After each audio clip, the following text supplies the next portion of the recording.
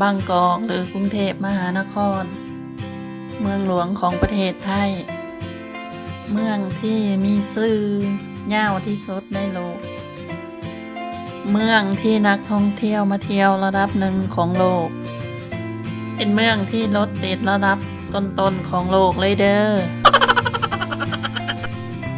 เมืองที่มี2 ฤดูคือฤดูร้อนกับฤดูร้อนโคตรมื้อนี้ข้อยสิพาไปไอคอนสยามเด้อโดยจะเปรียบเทียบระหว่างนั่งเรือกับนั่งรถไฟฟ้าเด้อว่าเพื่อนๆสิมักแนวใดหลายกว่ากันเนาะแต่ตัวข้อยเองมักรถไฟฟ้าเพราะว่าลอยน้ำบ่เป็นเบิ่งเอาเด้อทั้งรถไฟฟ้าทางลมรถติดตอนนี้เราก็หอดทางน้ำนนนะเนาะสิพาไปนั่งเรือเดี๋ยวมาเบิ่งกันเด้อ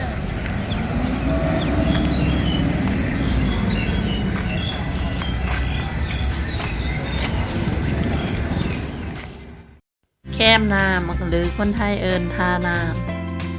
ำมองนี่คือท่าน้ำนนเด้อของกินเพียบจะมีหอโมงหรือคนไทยเอิ้นว่าหอนาฬิกาเป็นจุดเด่นของท่าน้ำนนเด้อเดี๋ยวคอยสิมาเฮ็ดคลิปให้เบิ่งเด้อว่ามันมีหยังแซ่บๆแน่คอยซื้อปีแล้วก็ย่างไปลงเรือเด้อ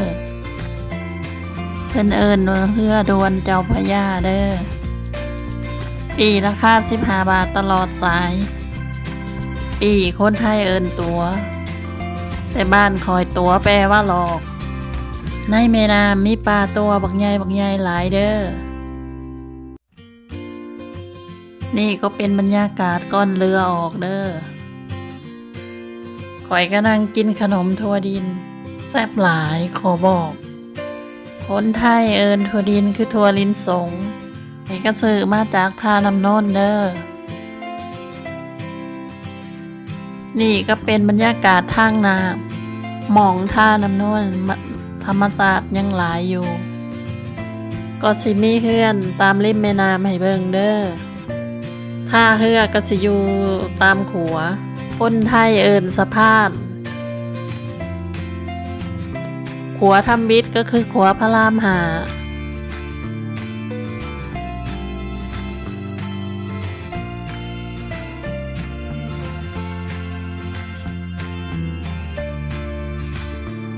ต่อไปก็คือขัวพระราม7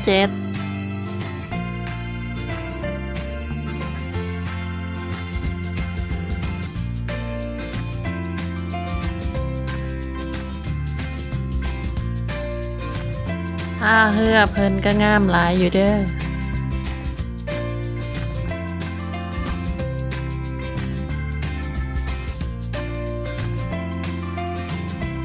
ขัวพระราม6เป็นขัวคั่งทำมิตรของประเทศไทยเป็นขัวเหล็กที่มีรถไฟขามองเดียวในกรุงเทพเฮ็ดเมื่อปีพ.ศ. 2465มีอายุเกือบ100 ปีแล้วเด้อนี่ก็เป็นขัวกรุงทนเนาะหรือคนไทยเอิ้นอีกชื่อขัวสังฮีเป็นขัวเหล็กที่งามอีกแห่งหนึ่งเด้อมีอาหารหลายเดี๋ยวมีเวลาข่อยสิพามาเบิ่งเด้อ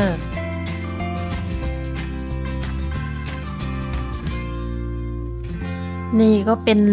เรือล่องแม่น้ำคนไทยเอิ้นเรือสำราญเอาไว้ล่องเรือกินอาหารส้มบรรยากาศแม่น้ำเจ้าพระยาข่อยยังบ่เคยนั่งถ้ายอดคนติดตามถึง1,000เมื่อใดข่อยสิพามานั่งเด้อข้างหน้าก็สิเป็นขัวพระราม8เป็นขัวที่งามที่สุดของแม่น้ำเจ้าพระยาเลยเด้อขัวนี้จะบ่มีตม.เด้อตม.นะบ่แม่นตม.บ่ต้องมาตรวจข่อยเด้อขัวนี้จะใส่ลวดยึดสลิงเนาะ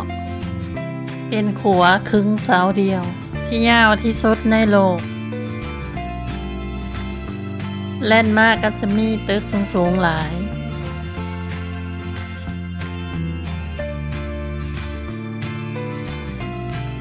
นี่ก็เป็นขัวพระปิ่นเกล้านี่จะอยู่ใกล้บางลำพูเนาะฝรั่งหลายฝรั่งเด้อบ่แม่นมักซิดาฝรั่งคือนักท่องเที่ยวชาวต่างชาติข่อยก็ต่างชาติคือกันแต่เขาเอิ้นต่างดาว แต่ข่อยเฮ็ดบัตรมาถูกต้องเด้อขอบอกข้างหน้าจะเป็นคลองบางกอกหน่อยเด้อจะเบิงหอมองสีแดงๆเด้อเป็นสถานีรถไฟบางกอกน้อย แต่ตอนนี้บ่มีรถไฟแล้วเด้อเพิ่นให้พื้นที่กับโรงหมอเนาะโรงหมอคนไทยเอิ้นโรงพยาบาล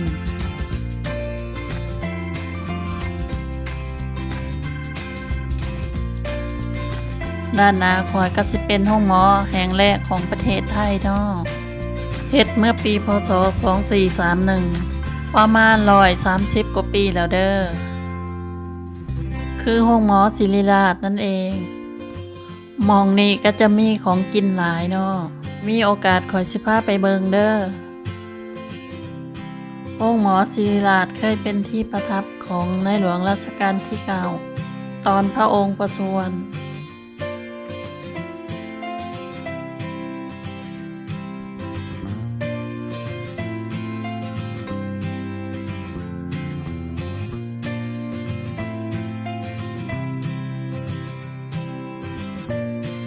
ด้านข้างห้องหมอก็จะเป็นตลาดมองนี่เอิ้นว่าท่าวังหลังหรืออีกชื่อหนึ่งเอิ้นว่าท่าพานนก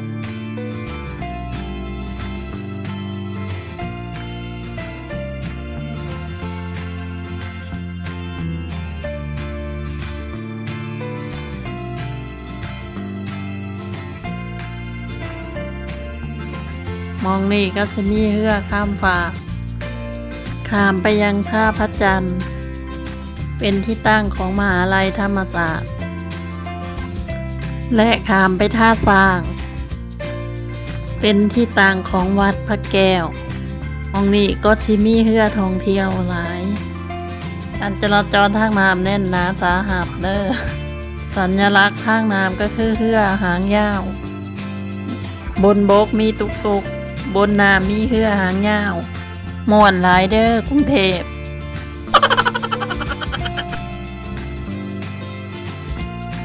นี่ก็จะเป็นสโมสรกองทัพเรือเอาไว้เฮ็ดงานสำคัญหลายงานเลยเด้อ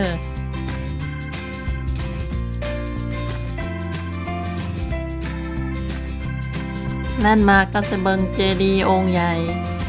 เจดีย์นี่คือวัดอรุณเนาะเป็นแลนด์มาร์คของประเทศไทยเลยเด้อแลนด์มาร์คแปลว่าสัญลักษณ์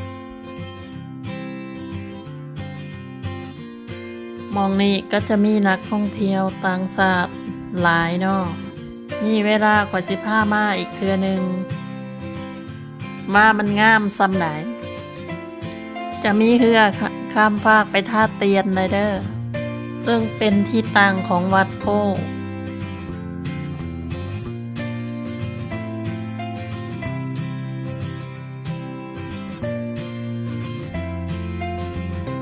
ข้างหน้าก็จะเป็นขัวพุทธเป็นขัวหมองที่2ของประเทศไทยเนาะเฮ็ดขึ้นในโอกาสฉลองกรุงเทพครบ150 ปีเฮ็ดในปี2472มีอายุเกือบ90 ปีแล้วเด้อมองนี่ก็จะอยู่ใกล้ปากคลองตลาดมีของกินหลายเดี๋ยวคอยสิพามาเบิงเด้อ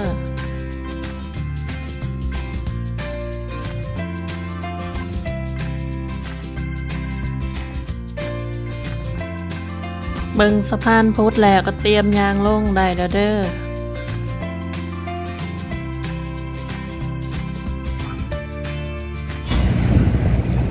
มาหอดเด้อท่าลาดสมุทร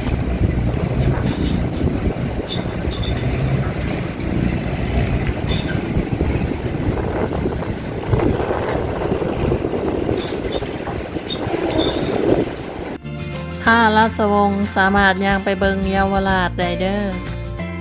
เดี๋ยวคลิปหน้าคอยสิพาไปเบิงเด้อคลิปนี้ไปเบิงทางไปไอคอนสยามก่อนเด้อใจเย็นๆเด้อนี่ก็เป็นเรือของไอคอนสยามเนาะบริการพี่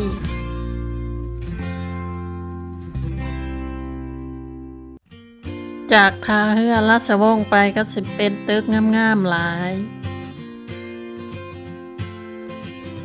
มาหอดแล้วเด้อไอคอนสยามอย่าลืมไปเบิ่งคลิปคอยเด้อ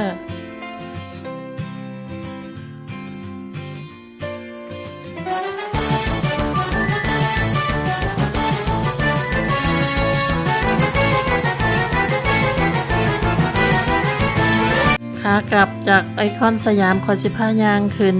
รถไฟฟ้าเด้อนี่ก็เป็นเรือจากไอคอนสยามมาลงท่าขัวตากสินเนาะเพื่อจะไอคอนสยามมีบริการฟรีถึง5 ทุ่มได้เด้อ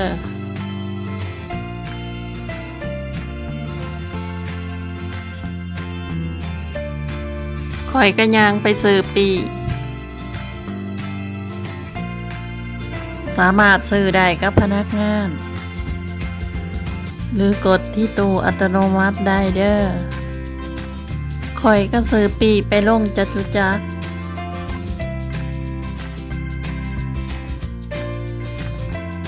ยางเข้าไปเอามัดแต่ด้านเทิงแล้วก็ยางผ่านประตูละไปเลยเด้อเขาว่าก็ตรวจความปลอดภัยบ่มีหยังนอกในกระเป๋าเต็มแต่ของกินเขาเอามากก็ยืนถารถไฟฟ้าอีเส้นเหลืองเด้อ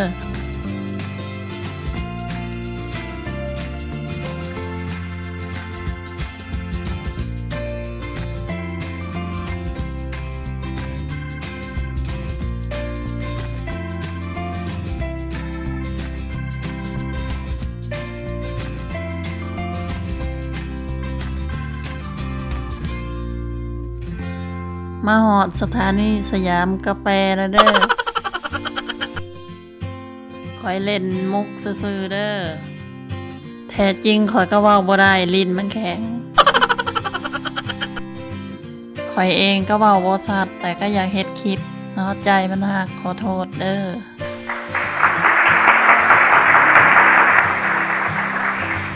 ไปจตุจักรต้องมาเปลี่ยนรถอยู่สถานีนี้เด้อ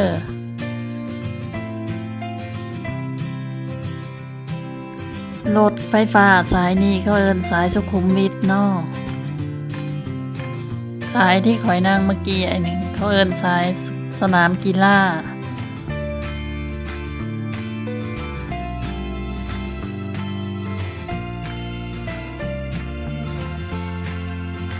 มาหอดสถานีจตุจักรแล้วเด้อข่อยก็ย่างไปทางลมไปต่อรถไฟฟ้าใต้ดินอีกเด้อ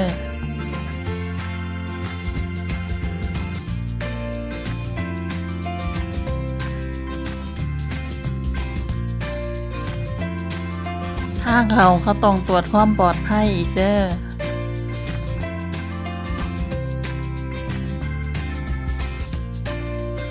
อย่างซื้อไปก็สิมีร้านอาหารขายหลายแนวเนาะ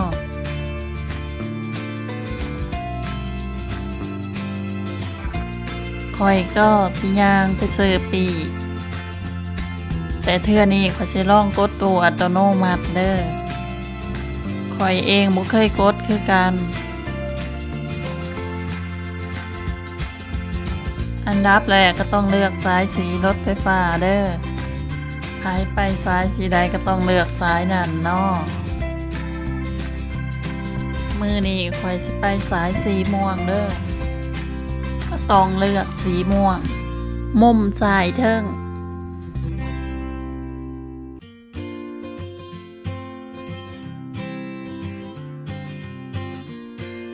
ต่อไปก็เลือกสถานีที่จะไปเด้อ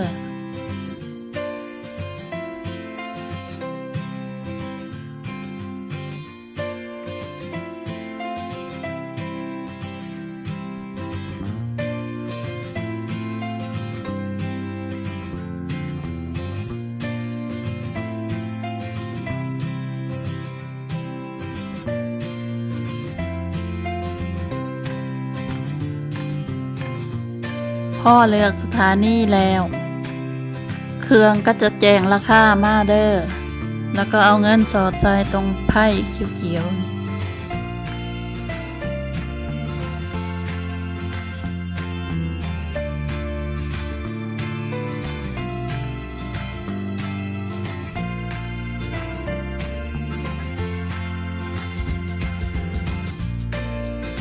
ปีที่เฮาซื้อก็สิล่นมา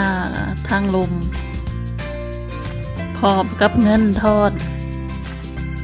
หยิบมาให้เมิดเด้อที่ซองข้างลม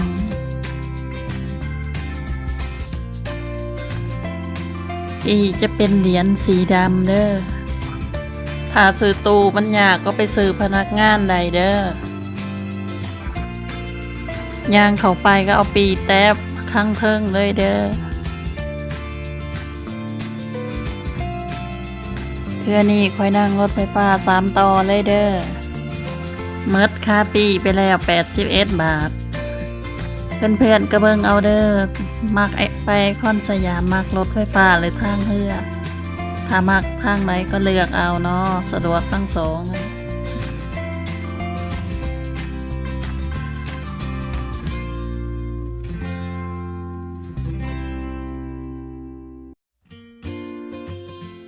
ข่อยก็มาต่อรถไฟฟ้าสายสีม่วงที่สถานีเตาปูนเด้อบ่ต้องซื้อปีใหม่เด้อย่างไปทางเทิงมาถารถไฟฟ้าเด้อนี่ก็เป็นเที่ยวสุดท้ายที่ข่อยสินั่งเนาะบ่ต้องต่อรถไฟฟ้าอีกแล้วเด้อลงสถานีรถไฟฟ้าย่างเมื่อเฮือนประมาณ1 ลักก็หอดเฮือนละเด้อสุดท้ายข่อยก็ขอจบคลิปแค่เท่านี้ก่อนเด้อสุดท้ายเขาก็ฝากกดซับสไครบ์กดกระดิ่งกดติดตามเป็นกำลังใจให้ข่อยด้วยเด้อสบายดีขอบใจหลายๆ